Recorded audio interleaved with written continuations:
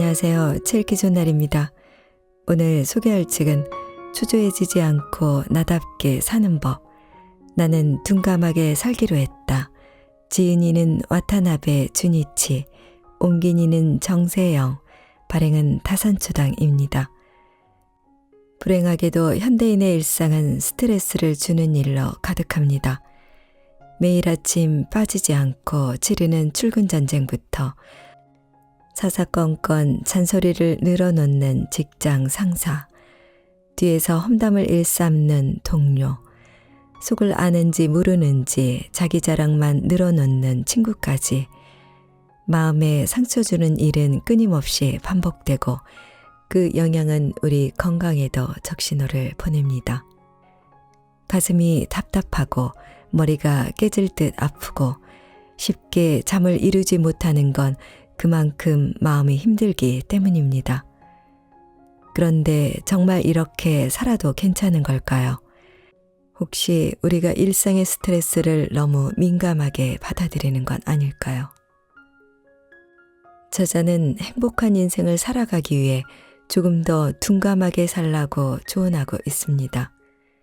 상처 주는 말은 무시하고 잔소리는 흘려듣고 뒷담화는 질투심의 다른 모습으로 생각하면서 마음에 담아두지 않고 흘려보내야 정신건강에 이롭습니다. 억지로 스트레스를 견뎌내기보다 아예 신경을 쓰지 않는 방향으로 전략을 바꾸라는 것입니다. 한때 병원에서 외과 의사로 근무했을 만큼 우리 몸에 대한 이해가 깊은 저자는 진정으로 행복한 삶을 살기 위해서는 마음뿐만 아니라 몸도 어느 정도 둔감해질 필요가 있다고 말합니다. 오감이 예민하고 신경이 곤두선 사람은 사소한 스트레스에도 격렬하게 반응해서 오랫동안 함께하기 어렵지만 몸과 마음이 둔감한 사람은 물처럼 유연해서 어떤 사람이나 환경을 만나든 부드럽게 어울립니다. 이처럼 잔잔한 바다처럼 평안하고 행복한 하루하루를 보내고 싶다면 몸과 마음의 둔감력을 키워야 한다고 조언하고 있습니다. 일이 잘 풀리지 않아 마음이 초조한 사람, 다른 사람의 시선과 평가에 민감한 사람, 신경이 너무 예민해서 일상이 불편한 사람, 이제 더 이상 눈치 보지 않고 내 인생의 주인을 되찾고 싶은 사람들에게 이 책이 도움을 줄 것이라고 하는데요. 자, 그럼 지금부터 잠시 책 속으로 들어가 보겠습니다. 오늘도 책 읽기 좋은 날과 함께 즐거운 시간 되세요. 구독, 좋아요, 알림 설정은 사랑입니다.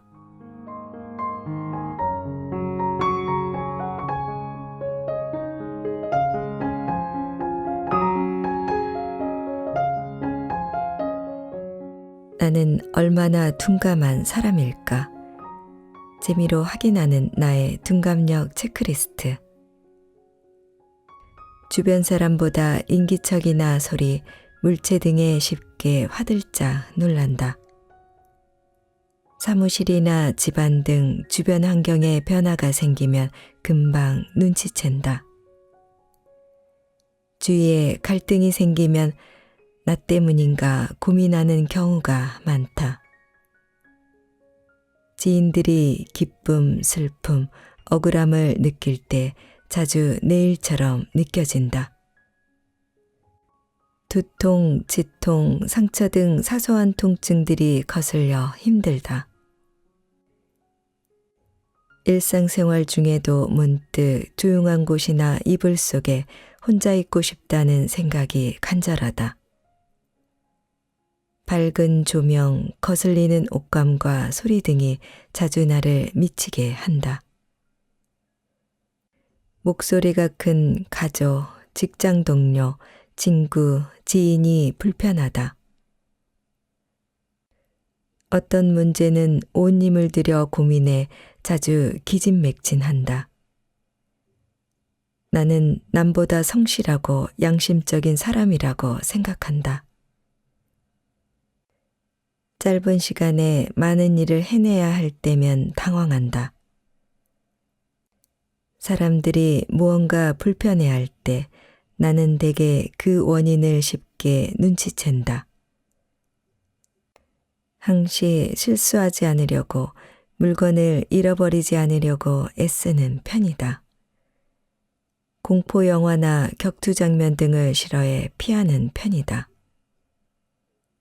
앞뒤가 환히 트인 사무실보다 칸막이로 막힌 사무실에서 일하고 싶다. 배가 고프면 집중력이 급격히 저하되는 등 허기에 대한 반응이 큰 편이다. 모험하기보다 불안정을 피하기 위해 늘 삶이 정돈돼 있는 게 더 좋다. 한 번 받은 비난이나 꾸중을 쉽게 잊지 못하는 편이다. 내 판단으로 일이 잘못된 경우 상심해 우울감이 수일 이상 지속된다. 스스로 만든 엄격한 기준을 지키지 못해 견딜 수 없이 화가 나기도 한다. 0에서 4개. 당신은 이미 멘탈 갑, 둔감력이 충만하군요. 5에서 10개. 예민 씨앗이 꿈틀대나 때로 대담할 줄 아네요. 11개에서 16개. 예민 경보 발령, 지친 자신을 다독일 시간.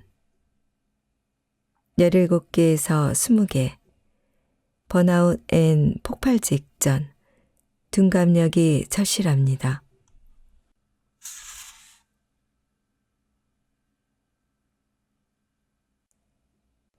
둔감한 마음은 신이 주신 최고의 재능이다.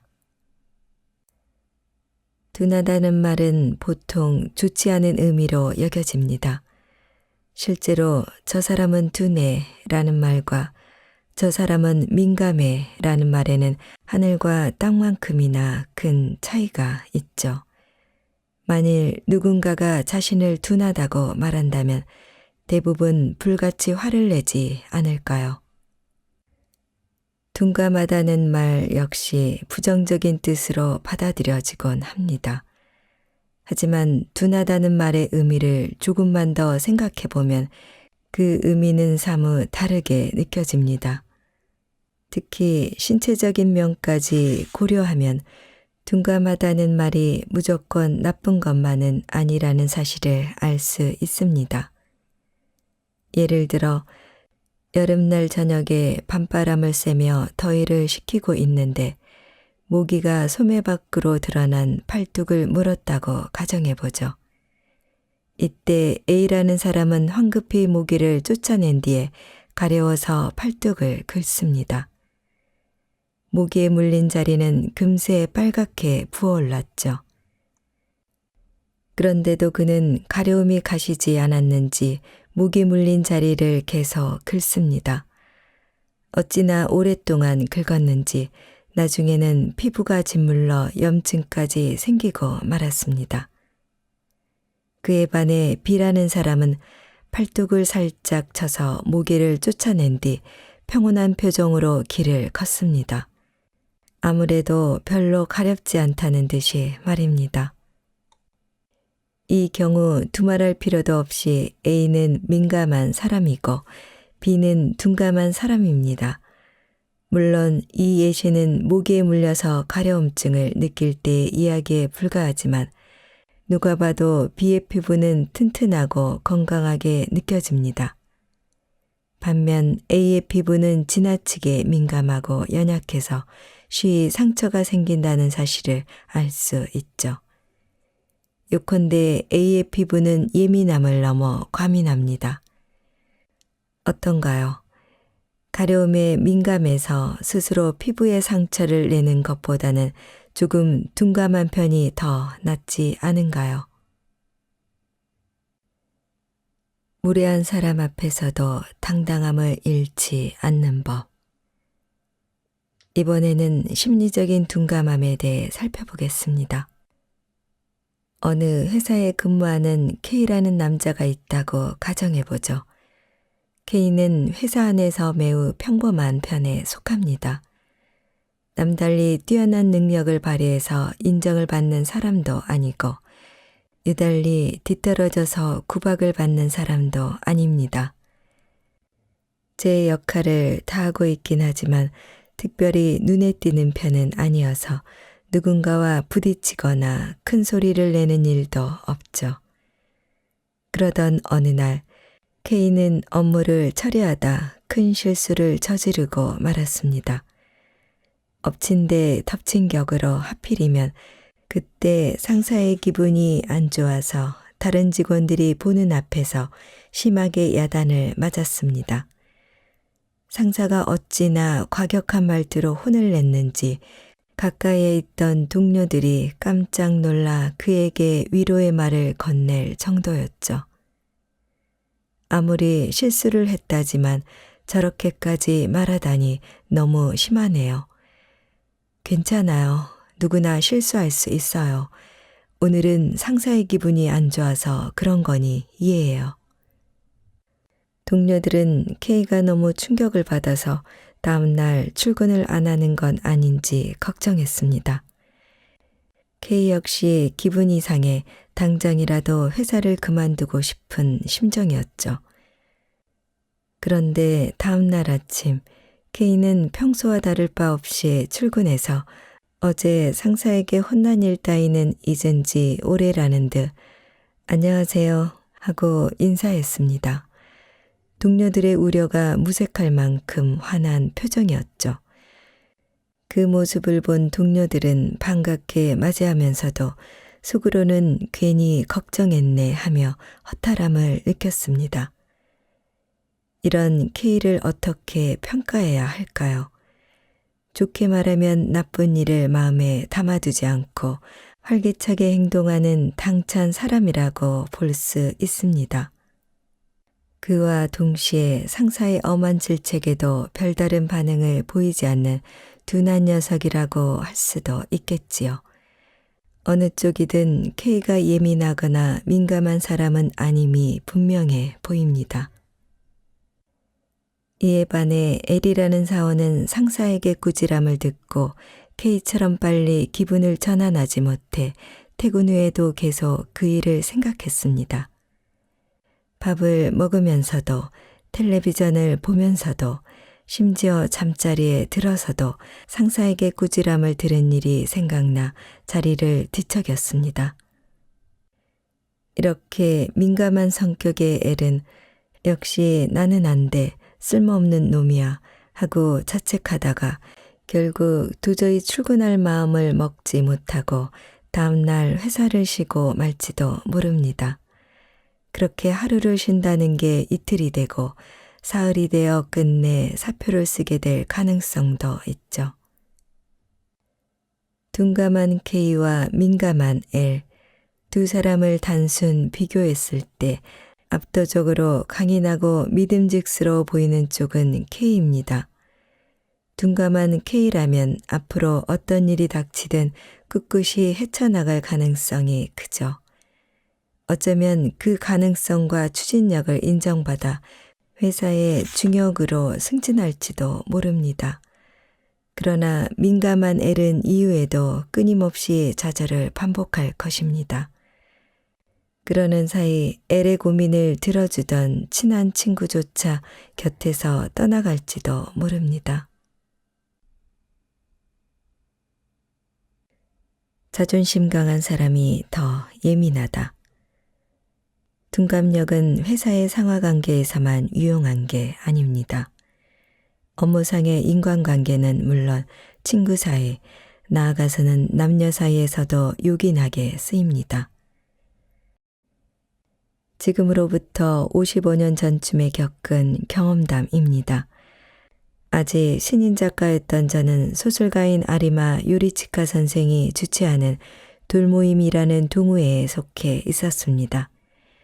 이 모임의 주요 멤버는 공식적으로 등단은 했으나 나오키상, 아쿠타카와상처럼 일본의 권위 있는 문학상은 아직 받지 못한 30, 40대의 젊은 문인들이었습니다. 스포츠에 비유하자면 프로리그 입단을 눈앞에 둔 유망주들의 모임이랄까요. 모임 인원은 모두 30명 가까이 됐는데 매달 한 번씩 20명 정도가 아리마 선생의 집에 모여 사모님이 손수 차려주신 음식과 술을 먹고 마시며 실컷 웃고 떠들다가 헤어지곤 했습니다. 그만큼 자유롭게 서로의 글을 읽고 의견을 나누는 마음 편한 모임이었죠. 여기 멤버 중에는 훗날 나오키상이나 아쿠타카와상을 받으며 작가로서 자리를 공고히 다진 이도 대여섯 명 있었습니다. 그들 역시 훌륭한 작가였지만 정작 제가 가장 재능이 뛰어나다고 생각한 사람은 오라는 남성 작가였습니다. 오는 그 당시에 이미 여러 문예 잡지에 소설을 발표한 상태였는데 저는 그 소설들을 읽자마자 그의 재능을 한눈에 알아볼 수 있었죠. 하지만 아무리 뛰어난 재능을 갖고 있다 하더라도 신인 작가가 문예지로부터 먼저 청탁을 받기란 쉬운 일이 아니었습니다. 보통은 편집자가 좋은 작품 있으면 갖고 오세요 라고 말하면 완성된 원고를 들고 출판사로 찾아가 건네주곤 했습니다. 물론 원고를 건네주었다고 해서 반드시 문예지에 실린다는 보장도 없었습니다. 다 읽고 연락드릴게요 라는 편집자의 말만 믿고 전화가 오기만을 기다리는 시기였죠. 연락이 오지 않아 불안한 마음에 먼저 연락하면 지금 상태로는 싣기 힘들겠어요. 여기랑 여기를 고쳐주세요 라는 답변을 듣는 경우가 많았습니다.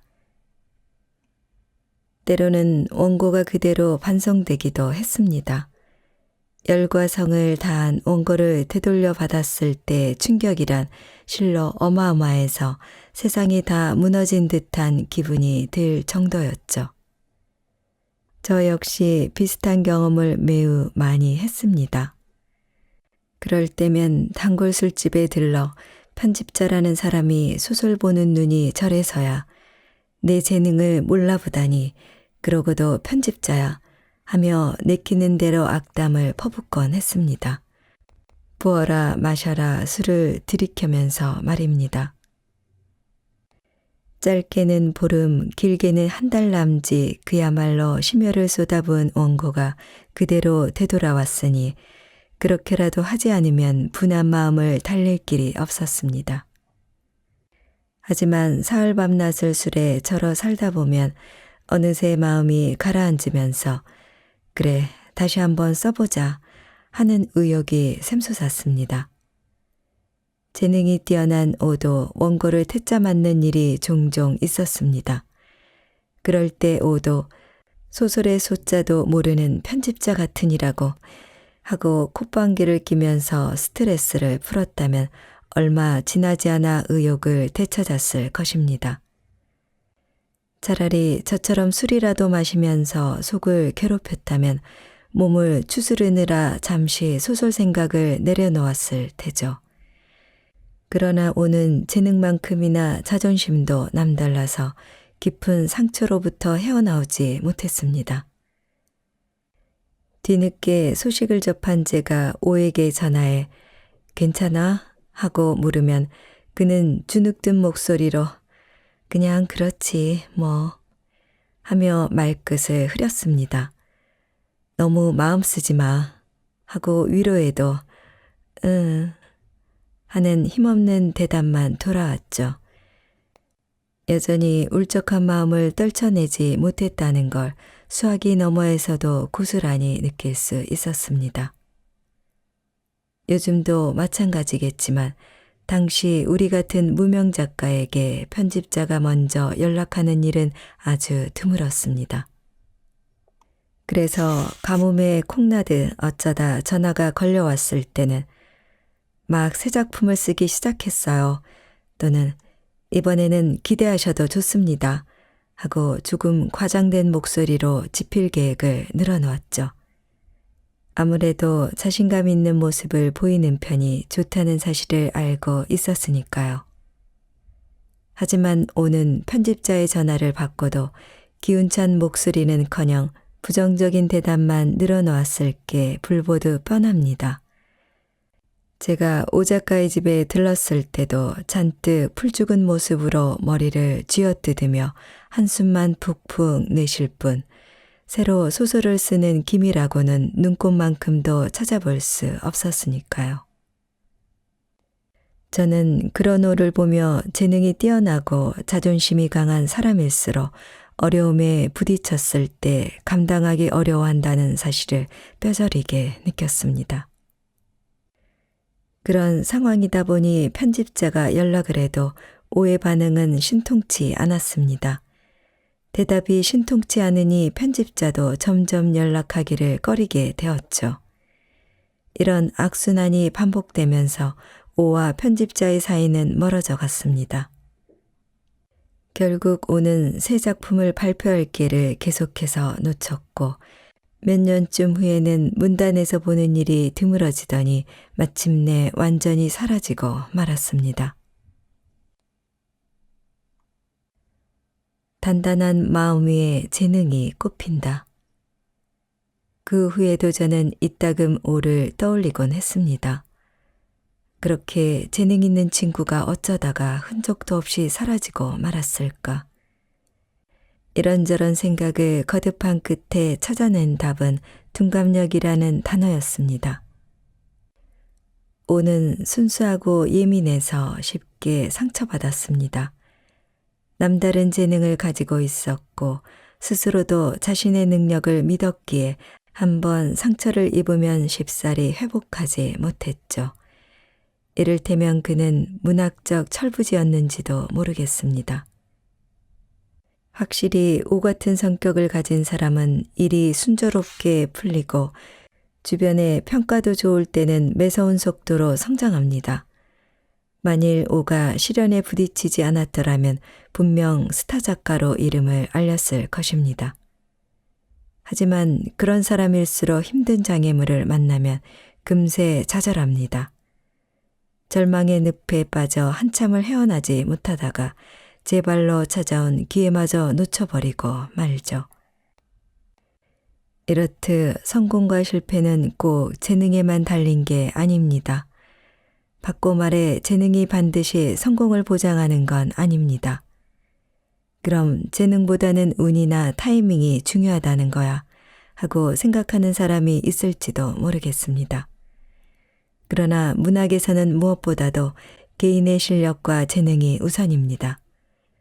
문학을 하고자 하는 사람에게 필요한 건 운이나 타이밍이 아니라 좋은 의미의 둔감함이죠. 숨겨진 재능을 갈고 닦아 성장하려면 끈기 있고 우직한 둔감력이 필수입니다. 다시 말하지만 그 당시 오에게 둔감력이 있었다면 분명 뛰어난 작가가 되었을 겁니다. 아니, 오뿐만이 아닙니다. 한 번쯤 이름을 드러냈다가 사라져간 작가 중에는 끈기나 둔감함이 부족했던 사람이 한둘이 아닐 겁니다. 이는 작가에게만 한정된 이야기가 아닙니다. 연예인이나 운동선수, 크고 작은 기업에서 일하는 회사원 역시 마찬가지죠. 자기 분야에서 나름의 성공을 거둔 사람은 그 바탕에 재능은 물론이거니와 반드시 좋은 의미의 둔감력을 지니고 있습니다. 둔감력은 자신이 본래 가지고 있던 재능을 한껏 키우고 활짝 꽃피우게 하는 가장 큰 힘입니다.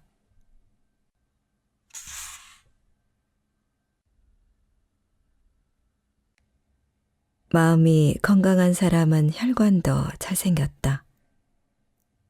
원활한 혈액순환은 건강의 첫 번째 조건입니다. 이는 사람뿐만 아니라 세상의 모든 생물이 마찬가지입니다. 피가 막힘없이 잘 흘러서 맑은 상태를 유지해야 다른 장기들도 제 기능을 발휘하죠.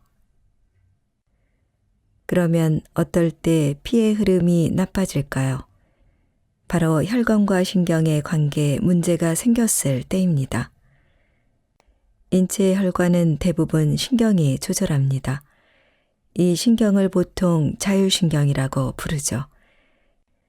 자율신경은 교감신경계와 부교감신경계로 나뉘는데 이들은 상반되게 작용합니다.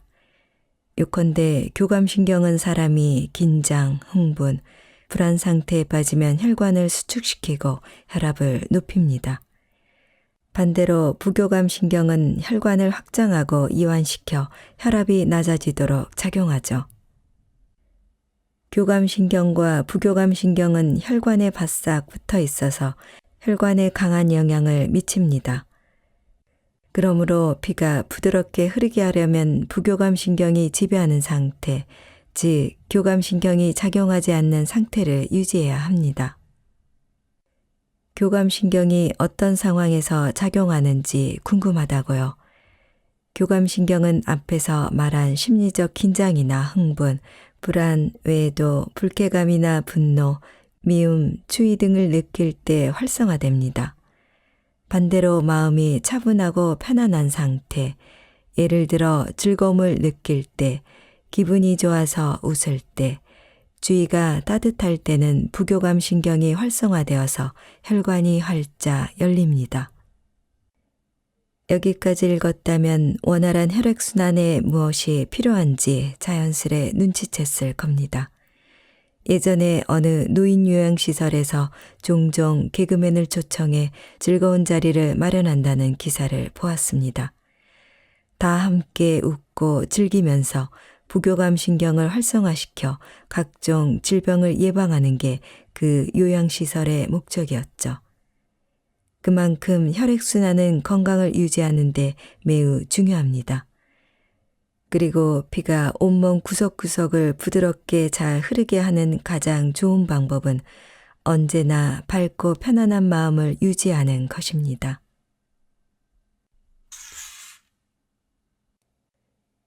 당신의 속이 늘 답답하고 아픈 이유. 예전에는 위궤양의 원인이 과식이나 폭식 또는 폭음이라고 생각했습니다. 하지만 캐나다의 생리학자 한스 셀리에는 그 원인을 만성 스트레스 때문이라고 추측했습니다. 셀리에는 자신의 가설을 입증하기 위해 실험용지 여러 마리를 춥고 어두운 곳에 가둔 뒤 막대기로 찌르는 등 계속해서 불안하게 만들었습니다. 교감신경을 긴장시킨 것이죠. 이 실험을 반복하는 동안 실험용지의 소화기관에는 궤양이 생겼고 스트레스에 가장 강하게 저항하는 부심피질의 출현반이 나타났습니다. 끊임없는 불안과 흥분으로 쥐의 위혈관이 좁아졌고 혈액의 흐름이 나빠지면서 위점막이 헐었으며 결국 움푹파여 위궤양이 생긴 것입니다. 셀리에는 실험을 통해 스트레스가 궤양의 주요 원인임을 밝혀내고 스트레스의 이론을 확립했습니다. 스트레스라는 단어가 널리 쓰이기 시작한 것도 셀리의 실험 이후부터입니다. 좋은 스트레스는 사장님도 춤추게 한다. 이제 스트레스라는 말은 모르는 사람이 없고 평소에도 자주 쓰입니다. 그러나 스트레스와 일상생활의 관계에 대해서는 널리 알려지지 않은 듯합니다. 그보다는 염두에 두지 않는다고 표현하는 게 더 정확할지도 모르겠군요. 사람들은 보통 바쁠 때 스트레스를 가장 많이 받습니다. 너무 바빠서 숨 돌릴 틈도 없을 때 요즘은 스트레스가 심해 라는 말을 쓰죠. 실제로 정신없이 바빠서 신경이 곤두섰을 때 우리 몸은 스트레스를 느껴 피곤해지고 다양한 증상에 시달립니다. 가슴 두근거림이나 현기증, 불면증, 두통은 물론 설사나 변비 같은 소화기 증상도 발생하죠. 스트레스를 받는 상황이 오래 지속되면 신체 여러 기관에 이상이 생기면서 질환으로까지 발전합니다. 이런 증상만 보더라도 지속적 또는 반복적으로 스트레스를 받는 것이 얼마나 몸에 해로운지 잘 알 수 있죠. 하지만 바쁜 게 늘 나쁜 스트레스로 이어지는 건 아닙니다. 가령 회사 경영이 순조롭고 매출도 계속 늘어나면 그 회사의 사장은 성취감과 자신감을 느끼고 더 힘을 냅니다. 정신없이 바빠도 스트레스를 받기는커녕 의욕이 샘솟아 하루하루가 즐겁게 느껴지지요. 컨디션 조절의 어려움을 느끼지도 않고 오히려 건강이 좋아지는 걸 느낍니다. 스트레스에는 좋은 스트레스와 나쁜 스트레스가 있습니다. 높은 지위에 있던 사람이 느닷없이 차천당하거나 정년을 맞아 퇴직했을 경우를 예로 들어보죠. 갑자기 생긴 여유를 기꺼이 즐긴다면야 아무런 문제도 없겠지만 사람에 따라서는 여유 있는 생활을 도리어 스트레스로 받아들이기도 합니다. 한직으로 내몰려 사실은 시간이 많은데 주변 사람들에게 바쁘게 보이려고 노력하면 그 노력이 더 큰 스트레스를 일으키기도 하죠. 정년퇴직한 사람은 사회로부터 버림받았다는 배신감과 자신이 쓸모없어졌다는 상실감, 동료들과 멀어졌다는 고독감 등 심리적 불안을 호소합니다. 이 역시 큰 스트레스로 다가와 사람을 고통스럽고 나약하게 하죠. 지위가 높았던 사람일수록 퇴직한 후에 더 빠른 속도로 쇠약해지는 이유는 이런 나쁜 스트레스에 사로잡히기 때문입니다. 이렇듯 똑같아 보이는 스트레스도 마음을 상쾌하게 만드는 스트레스와 무겁게 만드는 스트레스로 구분할 수 있다는 사실을 기억해 두시기 바랍니다. 한 잔을 마셔도 기분 좋게 취하는 법. 평소엔 잘 느끼지 못하지만 스트레스는 우리 생활 속에 깊이 스며들어 있습니다. 예를 들어 똑같은 술도 싫어하는 상사와 마시거나 불평불만을 들으며 마실 때는 좀처럼 취하지 않습니다. 긴장감이나 혐오감이 스트레스로 작용해 혈관이 좁아지기 때문입니다. 혈관이 좁아지면 알코올 흡수 능력도 덩달아 떨어지게 되죠. 춥거나 불안한 상황에서 마셔도 술은 쉽게 취하지 않습니다. 반대로 마음 맞는 동료와 마시거나 눈치 볼 상사가 없어서 편히 마실 때는 술 기운이 빨리 오르고 기분 좋게 취합니다. 따뜻하거나 안전한 장소라고 판단될 때에도 술 기운은 빨리 퍼집니다. 실제로 집에서 술을 마시면 금세 기분이 좋아집니다.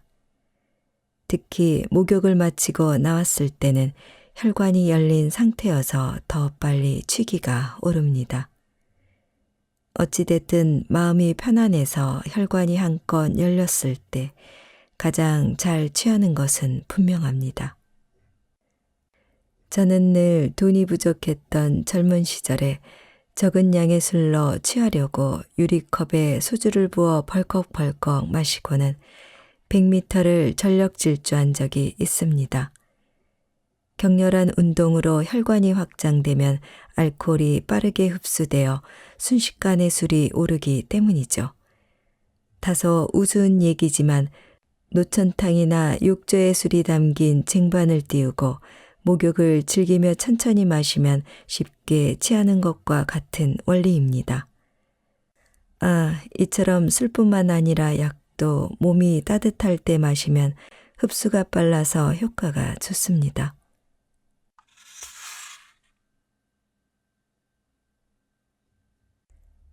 남들보다 6만 시간 더 자는 속편한 사람.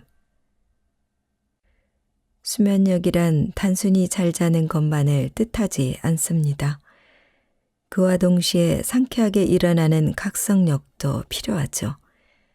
언제든 잘 자고 잘 일어나려면 무엇보다도 푹 자는 게 중요하므로 두 가지를 합쳐 수면력이라고 부르겠습니다. 수면력이 뛰어나고 잘 자고 잘 일어나는 사람에 비해 수면력이 뒤떨어져 잠을 설치고 아침에 일어나기 힘들어하는 사람은 인생을 살면서 얼마나 손해를 보는지 모릅니다. 그 차이는 간단히 계산하기 힘들 정도죠. 사람이 하루 평균 7시간을 잔다고 계산해보면 베개에 머리를 대자마자 골아떨어지는 사람과 한동안 뒤척이다가 간신히 잠드는 사람은 보통 2시간의 수면 시간 차이가 발생합니다. 제대로 자지 못한 사람은 보통 아침에 일어나서도 2시간 동안은 머리가 멍해서 제대로 일을 하지 못하니 합하면 하루에 4시간 정도를 손해보는 셈이죠. 이렇게 하루 4시간씩 한 달 30일을 곱하면 120시간, 1년 365일을 곱하면 1460시간을 그냥 보내게 됩니다. 사람이 가장 왕성하게 활동하는 20대에서 60대까지 40년 동안을 이렇게 보낸다고 생각해 보십시오. 무려 58,400시간이 우리 인생에서 무의미하게 사라지는 겁니다. 이 시간을 얼마나 효율적으로 보내느냐에 따라 인생의 질도 달라지지 않을까요? 아마 어떤 방식으로든 수면력이 약한 사람이 수면력이 강한 사람을 앞설 가능성은 한없이 낮을 것입니다. 물론 시간적 여유가 생기더라도 그 시간을 헛되이 흘려보낸다면 아무 소용이 없겠지만 말입니다. 실제로 자기 분야에서 나름의 성공을 거둔 사람은 대부분 수면력이 뛰어납니다.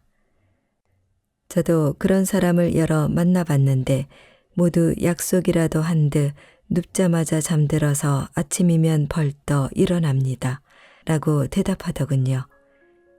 이처럼 수면력이 뛰어나면 인생에 긍정적인 변화를 불러올 수 있습니다. 그래서 저는 잘 자고 잘 일어나는 사람을 잠자는 숲속의 어른이라고 부릅니다.